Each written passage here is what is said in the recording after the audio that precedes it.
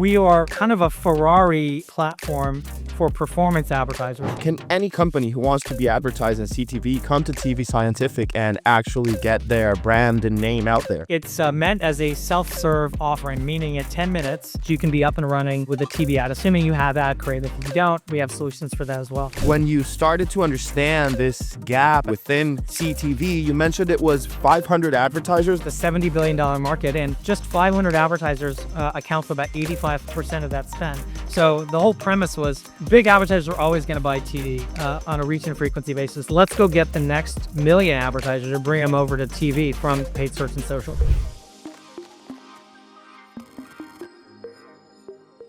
Hey everybody, welcome to the show. My name is Andres Figueira, and I'm going to be your host for the day. This show is brought to you by the Global Talent Company, helping fast-growing teams hire exceptional remote talent from Argentina, South Africa, and beyond. We connect companies with world-class professionals who bring skill, reliability, and a global perspective to every role. And just for our listeners, we're offering an exclusive 10% discount on your first hire. All you need to do is visit globaltalent.co, click Start Hiring, and mention the podcast listener discount when we reach out. And today, with me here, I am speaking with Jason Fairchild, CEO and co-founder of tvScientific, the first and only CTV advertising platform purpose-built for performance marketers. And with that said, Jason, it's a pleasure to have you on, man. Welcome to the show. Great to be here. Love it. We're very excited that we were able to make this work. And just so that we can hit the ground running, would you be able to tell us, Jason, a bit more about your background, what tvScientific is in your own words, and how you came to co-founding this company? Yeah, I've been in digital advertising since 1998. I joined a company that invented the paid search business model, which is obviously dominated by Google today. But back then, it was a new concept. I joined pre-revenue. It's called GoTo.com out of a tech incubator, the first tech incubator in Pasadena called Idealab. And we built that for 6 years, evangelizing paid search as a new category before anyone even knew what it was.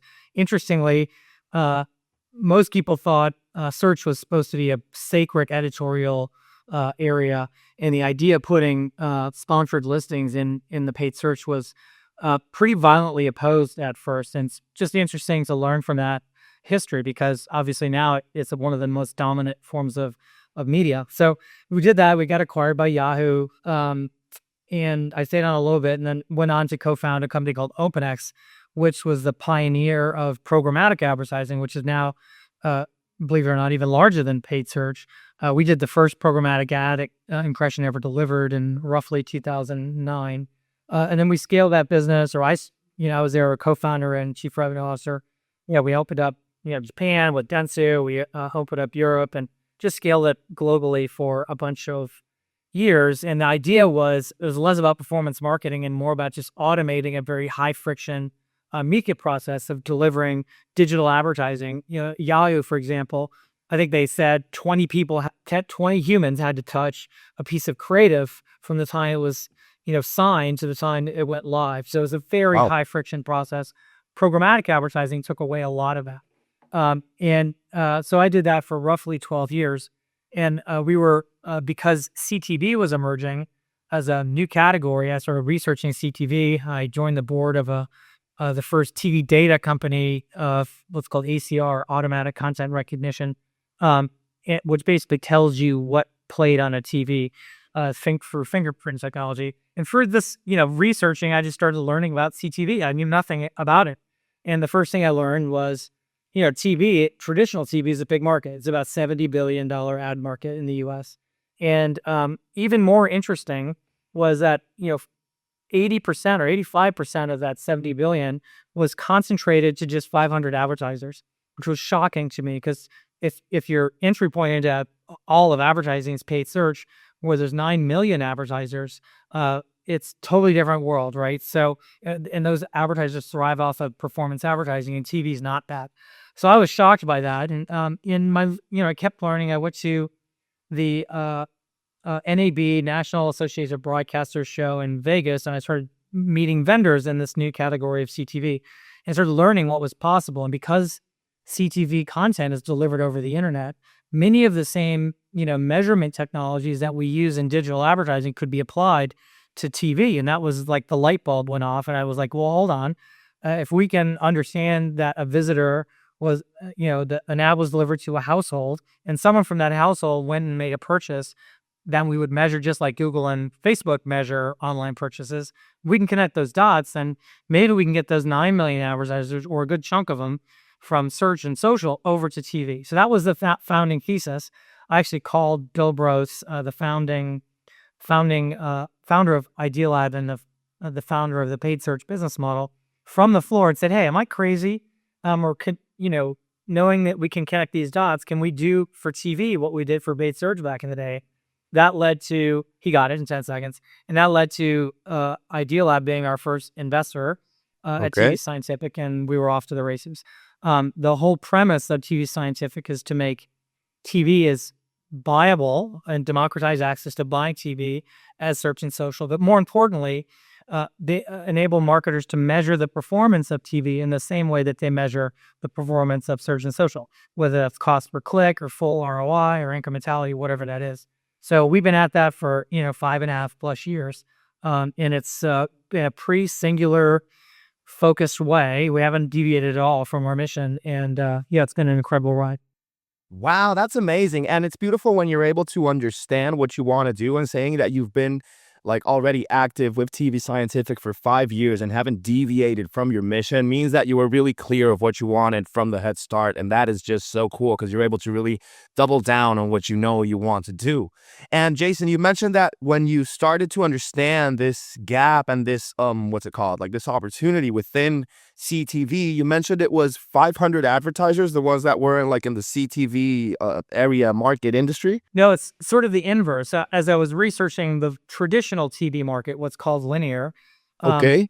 I learned that there's, it's a $70 billion market, and just 500 advertisers account for about 85% of that spend. And these are like Geico, it's State Farm, it's Delta Airlines, it's Budweiser. Of course. All the guys, all the ads that we grew up with are the biggest advertisers that buy on a reach and frequency basis. Very different than paid search advertisers who buy in a cost per sale basis or ROI basis. So the whole premise was big advertisers are always going to buy TV on a reach and frequency basis. Let's go get the next million advertisers and bring them over to TV from paid search and social. That was ultimately the premise. And Jason, do you perform the advertising or provide this service to a certain type of client, or can any company who wants to be advertised in CTV come to tvScientific and actually get their brand and name out there? It's meant as a self-serve offering, meaning at 10 minutes, even if you don't know a lot about TV, which I didn't when I started, but you are familiar with search and social like Google or Facebook type ad consoles. In 10 minutes, you can be up and running with a TV ad, assuming you have ad creative. If you don't, we have solutions for that as well. But you can be up it's super simple. And then next the question of what are you trying to accomplish? Are you trying to get your name out there, in brand advertising, in a brand advertising sense? And we can get your brand on all the big CTV publishers from Hulu to, you name it, all the big ones, Peacock, all of them. But we are kind of a Ferrari platform for performance advertisers who care a lot about what did it cost to get that customer to go to my website, and then what is my cost per sale, then so they can look at $100,000 media investment, for example, and look at their ROI in it, or look at their cost per customer acquired of whatever that is. So very sophisticated capabilities. You don't need to use them, but they're there. And most of our customers are biased towards being sophisticated performance advertisers. Of course. Now, and with performance marketing, that is what I believe is also something that really matters, is you must be able to look at the metrics. You must be able to understand the numbers and where the conversions are coming from, because if not, you're not able to actually double down on what you really saw that worked, and just stop doing what isn't, and then just tweak it a little bit, but totally understand what you're providing here. And that is so crazy. And how many clients do you have at the moment with tvScientific, Jason? Well, many hundreds, and it's growing because we tend to, that was maybe the one thing I learned from the very beginning. We're going to build it as a self-serve platform and go after all types of Google and search advertisers. What we've learned is that given where connected TV advertising is, at least today, more appeals to the larger performance advertisers who have video that they might use on Facebook. So we've skewed it a bit by going after the top 10% of Google and Facebook advertisers who have significant budgets. Okay. So therefore, we can get many millions of dollars out of one successful customer in terms of revenue, Of course. versus the average Google advertiser nationwide might spend, I'm making this up, a few $1,000s a month. We'll get there. TV will appeal to 9 million advertisers, just like search and social, but it's going to be an evolution. So we focused on the larger segment first. And that's why we have several hundred customers. And now I think more recently, we were acquired by Pinterest, which is just accelerating our growth across all customer sets, the larger ones and the smaller ones. And seeing that, what's it called? tvScientific is already 5 years old practically. How big is the team and how many people do you have helping you out with this endeavor? So I would say, call it 160 people, is ballpark, and growing fast. I expect that to be closer to, 200 plus by the end of this year. So it's, we're heavy up on data science. So when a marketer advertises on Facebook, there's a lot of data science around the optimization of the campaigns to deliver the outcome the marketers want, using Facebook data. We Okay. have a large team of data scientists building custom algorithms. We have 8 patents issued already around TV performance optimization, outcome optimization. So a big chunk of our team is in technology. A big chunk of our team is in machine learning and data science. And then, of course, we have sales and account management and go-to-market teams as well. Of course. And is tvScientific a remote first company, or do you guys have like some principal headquarters that you go to, or several different locations where your employees can go work? How does that work for you guys? Yeah, so we have we have an office here in El Segundo. We have a small office in Santa Barbara and then one in New York City as well. We closed our acquisition with Pinterest, so now we're going to leverage their footprint of offices, which is far more extensive than ours was. And they have New York and Chicago and San Francisco and so forth, and LA, of course, as well as international markets. And going back to the perspective of the clients that you have, is there a certain market that you're used to working with, Jason, or that you see that you get clients from the most? Maybe it's the US, or have you expanded into other countries? And do you provide tvScientific services internationally to anybody that needs it? Yeah, we've been pretty deliberate about this. Just as a startup, you have to be really focused so you don't get spread too thin. So we focused on the US market, first and foremost. That does include marketers consider North America kind of one market. Some marketers do. So we'll buy in Canada, for example. More recently, we get marketers from European countries, for example, or Asia that want to buy into the U.S. market, and we work with them. We don't have boots on the ground in other markets as tvScientific. Pinterest does, but we don't. And I think that will change over time. But right now, we're a U.S. media-focused business with customers both in the U.S. and outside the U.S.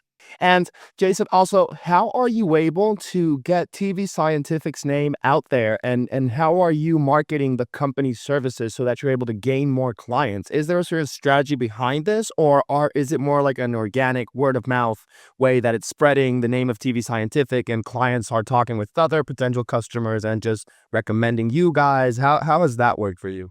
Yeah, well, hopefully that happens on the recommendation side, and I know it does. But just like any growth marketer, we're interested in acquiring advertisers to come and trial our service, and then they'll either, ideally it'll succeed for them and we'll scale with them. So we have a whole performance marketing team that, whether you're buying search or social or TV, or other channels like, webinars, or we do a lot of, editorial type thought leadership stuff. I do a weekly newsletter and publish on LinkedIn. I do bylined articles, at various publications. So it's a combination of all those things to get the word out. Of course. But really, what I say is there's nothing more important when you're building a company than the simple try and distill things down to the very simple formula. Go get a customer, deliver value to that customer in a way that they understand the value they're getting, and then scale that customer. And if you do that well, all you have to do is rinse and repeat a bunch of times. So to me, it all starts with delivering clear value to customers, and then doing that a bunch. So I spend a lot of my time trying to understand what customer sees when they engage with us. Are we nailing it from are we actually delivering performance? Part one. And that the good news on that front is TV is incredibly powerful. We've just never really understood the power of it before from an intent building perspective and a bottom of funnel perspective. And then the second piece is they've got to understand the value that we're delivering. So our reporting, for example, when you look at a campaign that's going live for, a day or 30 days, it's got to be self-evident, like, okay, wow, I get it. That was the thing about paid search. When you looked at the dashboard, you saw, I spent $100 and I got 200 clicks. That's 50 cents a click. And it's in the dashboard. I get it. I'll scale behind that, assuming the conversion rates were good. Our job is to make it that simple and self-evident for TV advertising. And as simple as that sounds, it's actually a little bit more complicated because you can't click on a TV like you can click on a paid search link. So you've got to show the spikelets when you deliver an ad. What happens to your website visitors within 30 seconds to 3 days or whatever it is, and then you show that the in a very detailed log level way, you can show ad exposure to a household, what they did within minutes in terms of did they click on a search link or a Facebook or type in the website of the advertiser, and then when did they land on the website and did they purchase and all. Like all of that trail needs to be clear and transparent to customers in order for that light bulb to go off. Oh, I get TV's like really powerful. And when you're telling me this trail that you're describing, I'm imagining then somebody is watching their TV at home. They see an ad that is placed in the CTV, but instead of clicking it on the TV, that doesn't allow you, or at least that mine doesn't, that going into like a website, I go through in my cell phone or in my computer in order to see that. And you're able to measure that this impression on the TV is what led them to actually go look for it in their device or in their mobile computer.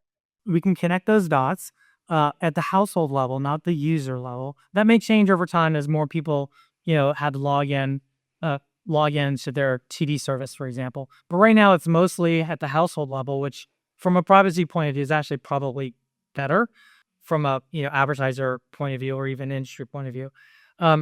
So we can show ad exposure, then they went to, they clicked on a search link or they clicked on Facebook when they typed in traffic, they went to the website within 30 minutes. It says Domino's. They saw the Domino's pizza. 30 minutes later, they clicked on a Google search. They pick up their phone, did a Google search, clicked on the ad and went to, or even organic, and they went to Domino's and ordered pizza. And we'll know they ordered the pizza because just like Google or Facebook will have put a pixel on to confirm the purchase when it happens. So we get that data back. Then, so we know that there's ad exposure outcome relationship and TD belongs in the equation. And then the way you figure out how much credit TD should get within that attribution equation is really done through, a few methodologies, but incrementality testing is the gold standard. And we have versions of it that are always on of patent pending, a very unique data science driven way to do that. Or a lot of larger advertisers want to do custom studies involving, either us or they'll bring in their own data science team or third-party measurement company to validate the incrementality. Once that picture crystallizes, I'm able to increase the sales a bunch, and we know that 44% of it is incremental sales. Then they scale in a massive way. I think the truth is TV is incredibly powerful. Like I can recite jingles from TV ads I saw when I was, 10 years old. Me too, man. So the medium works. It's in every household. The average, 2.2 TVs in every household in the US, 5.5 hours of consumption a day. Like no clutter on the screen. It's, 15 or 30 seconds uninterrupted. It's just a superior medium. And we've all of this, because we grew up with it, we've been desensitized to just how good it is from an advertising point of view. No, I understand. It's like taking it for granted because it's always been there in your home, and it's just like this huge screen that you don't even look twice or think about, but it really is a very powerful method to use for advertising. I completely agree with that. And Jason, another topic I love to address in these episodes and in these podcasts is How are you leveraging AI nowadays with this whole trend, with everything that's happening? Are you guys finding, like tvScientific, do you have any particular or unique ways that you're using AI to help you function, optimize processes, or anything that you could tell us about? Like everybody else in the world, we're trying to figure it out and aggressively, meaning, we're all learning ourselves, as executives included, like writing, agents to do, simple things just so we're all exposed that more in a more basic level, like our engineers will use it to become 20, 30, 40% more efficient in terms of how much code they can write. Our optimization technology, machine learning and data science, uses it to accelerate how fast we write models. And if you think about those models, are kind of a version of AI themselves, but it's an accelerant for the data science machine learning teams. And the reason that's important is all those machine learning models are around making TV even more efficient to drive outcomes that target prices. So that's really sophisticated technology, AI assisted. And one of the biggest areas that's nascent is using AI to optimize commercials. So today, a TV ad, let's say it's a BMW, and they'll go hire an agency. The agency will have really well-known creative directors who will have a concept for the ad. And because of the gravitas of the agency and the creative director, they won the business. They'll go pitch that campaign concept to BMW, and then they'll hundreds of thousands, or if not millions of dollars, would go into the TV production. And all that has worked for many, many, many decades. What's unknown is there a scientific method behind that in terms of does it drive actual performance? And the most exciting thing now is that we can today just a TV, with tvScientific, we can measure how performant a TV ad is. The next step is we can use AI to evolve creative. What color is the car in the BMW ad? Is it in the desert, or is it against the Highway 1 Pacific Ocean? Is there a male in it, or a female, or a family? And those variables, those visual variables, can be executed through AI, and we can measure the impact at the element level. How many people were in the car, or is it in the desert or on the ocean, next to the ocean, and see the impact of performance. Did this ad perform better, where performance equals either brand lift or, more importantly, leads generated to BMW dealers, for example. So that is a radical shift, and it's not going to replace a hot shot visionary creative director. What it's going to do is it's going to enable that creative director to test 17 hypotheses that he may have, or she may have, and get real data feedback loop on it, so they can pick the right creative direction at the start and then evolve it over time based on the scientific method, which is super exciting, and it's gonna radically change how all advertising works. It really is a game changer, and I love how you're using it to trial the distinct little elements and variabilities that could change in an ad to see what really works and I feel it's gonna get to one point where the ad is gonna be catered to the user that is watching it. So if it's a family, it'll be a family in the BMW. If it's just a one-man home that is a male that lives there, it'll be just one man in the BMW, and it'll be catered to that user at one point. I just feel it could turn into that, and that's gonna just make it so much more personalized and tailored for the user experience. Now that we're almost at the end of the first quarter of 2026 and seeing how this year is flying by, what are your goals as CEO and co-founder of tvScientific, and what do you want to accomplish for the end of this year? It really comes down to this combination with Pinterest is visionary. And it's, in my humble opinion, it's an industry first, in that you're combining the power of search intent with that exists on Pinterest, or what do you, 80 billion searches a month. That's more than ChatGPT, right? It's a lot of people looking for different color glasses to home improvement to jewelry, you name it. People express their intent at Pinterest. That signal is pure and really valuable. It's the driver behind Google's multi-trillion-dollar market cap. So it's very, really clean, pure data. And if you marry that with media that's delivered on Pinterest, and if I'm looking for, reading glasses on Pinterest and checking out different styles, if I now see a TD ad for reading glasses, I'm making this up, that is a very powerful extension of reaching that audience in various, modalities. Pinterest modality engaging is different than lean back on a TV to drive ultimate performance for advertisers. That's a big deal, and as far as I know, doesn't exist. So, and that was the thesis, of course, behind the combination of the companies, the acquisition of tvScientific by Pinterest. So, as we think about objectives for this year, it's bring that vision to reality. And then there's there's a series of roadmaps of how we do that. Bridging on the data front, bridging on the product front, et cetera, et cetera. So I would say our goals for this year is bring that vision to reality and get it into market as fast as possible, which is super exciting. I was there in the early days of a search and programmatic. Sorry, cut you off. And this is every bit as exciting and disruptive, I think, as those two categories. No, it is. And I can only imagine. And really, being able to partner with a company as big as Pinterest and understanding the value behind where they meet the customer and where you can also then meet them in the whole funnel. It's crazy what could be and what is the potential of this partnership. So I really wish you the best of luck with that, Jason, because I feel it will be a very big success and it's going to lead to a lot of big things for tvScientific. Thank you very much. Really appreciate that. Appreciate you taking support as well. No, really appreciate we were able to make this work. And Jason, I'm noticing we're almost at time here. So just wanted to say thank you once more for hopping on the episode, for telling us all your insights, all about tvScientific and everything you've learned through this journey. It really has been an excellent episode. So really appreciate your time. Thank you very much.